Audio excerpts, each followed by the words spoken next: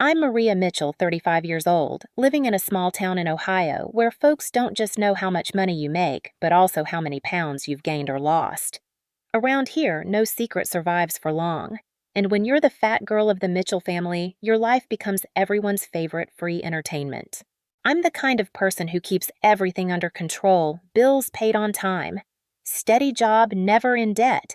I've spent my whole life proving to my family that I'm not the burden they've always hinted at. But somehow, it was never enough. That morning, a single buzz from my phone pulled me away from my emails. The screen lit up a notification from the bank. Balance, $42, $317.89. I blinked, then blinked again. My entire savings scraped together over years gone overnight. I thought it had to be a glitch, but when I tapped the transaction details, it felt like someone reached through the phone and squeezed my heart. The emergency-only credit card I'd trusted my family with had been maxed out not for medical bills, not for a leaking roof, but for a brand new car and a shiny motorcycle. And the culprits, my own flesh and blood. You might think it's just money, but to me it was a double betrayal. After years of using my appearance as a stick to beat down my confidence now, they'd taken the last thing I had, my trust. That was the morning I decided no one in that family would ever touch my life like this again. I grew up in a house where security was a foreign word. My dad worked in a factory until a layoff sent him straight to smoky poker tables, chasing the fantasy of one big win. My mom had a knack for tears. She could soften any creditor just long enough to buy a few weeks' grace. But the bills kept piling up and someone had to pay them. By 16, that someone was me. I took the night shift at Rosie's Diner, the smell of grease clinging to my hair and uniform. And every time I came home, instead of hearing thank you, I got jabs like knives. Working at a diner must mean you're eating a ton, getting even fatter. They'd laugh like it was harmless teasing. But to me, it was 100 paper cuts that never healed. The mockery didn't stay behind closed doors. My sister's wedding photos I was shoved to the edge of the frame because standing close makes the picture look unbalanced. Thanksgiving, Mom compared me to my slimmer, more put-together cousins as if my weight was my resume. On my 21st birthday, I opened a gift from my parents, a shirt 2 sizes too small with a note, "Motivation to lose weight." The whole table burst out laughing. I swallowed a bite of cake and along with it my self-respect. I thought things would change when I made it. I earned my degree, became a financial analyst, bought my own apartment. But in my family's eyes, I was still the fat one no one's going to marry.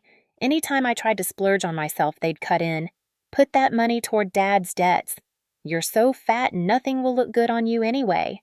Those comments were like invisible reins tightening around both my wallet and my self-worth. And I'd let them hold those reins for far too long.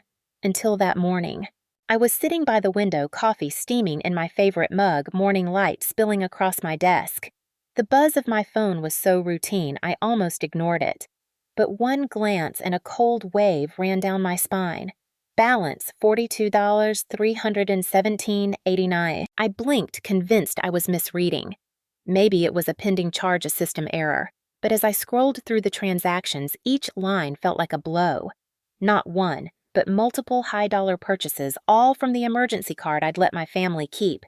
And all for the same purpose, a new car and motorcycle. I dialed my dad immediately. He answered after 3 rings with thumping music in the background and my mom's sharp laugh cutting through it. "Dad, what is going on?" "My account's been drained." "Who used my card?" I asked, forcing my voice to stay even. "Don't make a big deal." He cut in annoyed, as if I'd interrupted his fun. "The family needed it. It's handled." Mom's voice slid in sweet as honey with a blade hidden inside. "You're so fat, what do you even need the money for? No one's marrying you. Better to spend it on the family." I went numb. My eyes stayed on those glaring red numbers, but the real sting was the knife they'd twisted into my dignity. This wasn't the first time they'd used my appearance to control me, but now they'd taken both my finances and my pride in one swing. I hung up. My hands were shaking, but my mind was crystal clear. It ends today. I didn't cry. I didn't scream. I stood up, set my coffee down, and started doing what I should have done years ago. First, the bank. I reported every charge as unauthorized, canceled the credit card on the spot. locked my online accounts, and changed every password. No one but me accesses this account, I told the rep firmly. On the other end, I heard a pause, as if they too couldn't believe a family would do this. Next, the bills. Electricity, water, internet, cable, Netflix, the freebies my family had enjoyed for years gone. The 4-line phone plan I'd paid for since college terminated. The gas bill in my name because Mom's credit was shot cut off. Not because I wanted them cold, but because I was done warming people who froze my heart. Then the big one, my parents' mortgage, the one I'd co-signed. I called the bank and started the process to get my name off it. If they wanted the house, they'd have to own it in every sense. I did it all in silence. No warning texts, no heads-up calls. I knew if I gave them even a crack in the door, they'd wedge in with whining guilt trips or the same old body-shaming jabs designed to make me fold. By noon, my phone was a battlefield, over 20 missed calls from Dad, Mom, my brother, even relatives who'd never bothered before. The texts came in waves from angry, "What the hell are you doing to Syrupy, honey? Just talk to Mom." I didn't respond to a single one. That's when I realized silence isn't just a wall, it's the foundation for the new life I was about to build. I kept my distance for months. But then came the wedding invitation from Hannah, my one cousin who'd never judged my looks. Accepting it meant facing my parents and brother. I knew they'd use the chance to play innocent while slipping in another blade. I decided to go not for reconciliation, but to prove I wasn't their walking ATM or family punchline anymore. I chose a fitted black satin dress, not to hide my body, but to wear it like a declaration I don't need anyone's permission to exist. The moment I stepped into the venue, the family table's eyes snapped to me. Dad leaned on his cane, limping more than necessary. Mom sat ramrod straight in a tight dress I'd bet someone else paid for scanning me head to toe. My brother smirked, whispering to the person next to him. "Still haven't lost the weight, huh?" Mom started loud enough for nearby tables to hear. Dad added, half joking, half serious, "With that figure, you might as well hand over your wedding fund to us now." I didn't laugh. I didn't blush. I looked them dead in the eye and said, "I'm not anyone's wallet or anyone's joke anymore." My voice was calm, but it cut through the noise. The table fell silent. Mom's eyes blinked rapidly. Dad's mouth tightened. In that moment, I saw it. They realized their old tricks didn't work anymore. For the rest of the night, I sat with Hannah's friends laughing, clinking glasses, like there wasn't a table full of blood relatives tracking my every move. And the best part, I felt zero guilt. It's been a year since that morning I found my account overdrawn by over 42 grand. A year since I shut down every call and started answering to myself instead of my family. That year changed me more than the previous 35 combined. Now I run my own financial consulting service for small businesses, helping them avoid the same traps I fell into.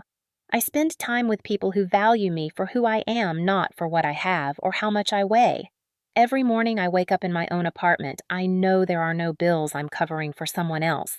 No texts demanding to know why I haven't changed my looks yet. My family still drops hints online recycling old stories to drag me down. But they fall into the void. I've built walls of self-respect, and their words slide off like rain on a tin roof. Freedom isn't always loud.